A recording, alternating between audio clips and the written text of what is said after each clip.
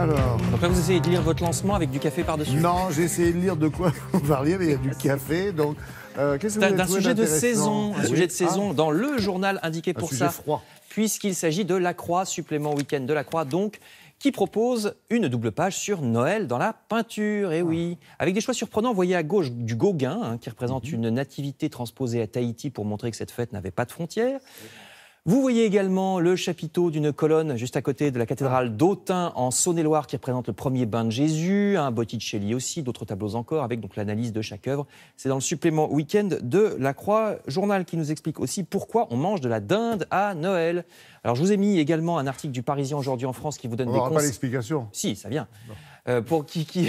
Qui vous explique, le Parisien, comment concocter un menu de Noël à petit prix, 15 € maximum en l'occurrence, avec une crème de poireau, un suprême de volaille rôti à la châtaigne et un riz au lait à la poire confite. Et pour ce qui est de la dinde, donc, La Croix Week-end raconte qu'elle est arrivée pour la première fois sur les tables françaises en 1570, puisque je rappelle que la dinde vient d'Amérique, d'où son nom, parce qu'on appelait l'Amérique les Indes occidentales. Donc c'était la poule d'Inde. La poule d'Inde, voilà. C'est pour ça que les Anglais disent turkey, parce que ça veut être Turquie. Les Anglais, ils mangent de la dinde de Jaligny, dans l'Allier.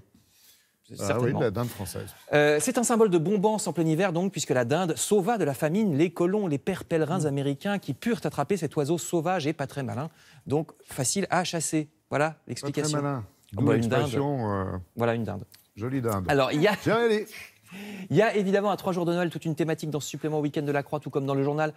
De ce vendredi, vous pourrez par exemple trouver un article sur les petits chanteurs à la Croix de Bois. Les chorales d'enfants sont redevenus très à la mode depuis une dizaine d'années, depuis le film Les Choristes. On revient donc à Autun, encore en Saône-et-Loire, puisque c'est là que se trouvent les petits chanteurs à la Croix de Bois. Le journal les a suivis dans un voyage à Paris, puisqu'ils sont venus enregistrer une émission de Michel Drucker au Studio Gabriel, émission qui sera diffusée ce dimanche. La plupart des enfants sont âgés de 11 ans et ont découvert pour la première fois un plateau de télévision, parce que cette chorale, au contraire des chorales en général, celle-ci a été moins à la mode ces dernières années par rapport aux autres chorales. Ils étaient même en difficulté financière il y a 4 ans, alors que c'est une institution très ancienne puisqu'elle a été fondée en 1907, les petits chanteurs à la Croix de Bois. Ce sont par ailleurs eux qui chantent le générique du film Rémi sans famille, actuellement sur les écrans. Et moi, j'étais dans les petits chanteurs à la gueule de bois, qui est un peu moins connu, qui a bien marché aussi. Qui continue de bien marcher. Oui, bah là, surtout cette période de l'année. C'est ce qu'on appelle une mise en bière. Hein, ne vous inquiétez pas. Vanne et sur vanne, allons-y. Sur les écrans également. Nous sommes en spectacle au point virgule à 17h, on n'a pas eu le soir. Premier passage à la télévision parce qu'ils sont sur le numérique sinon. Hein, c'est pour ça.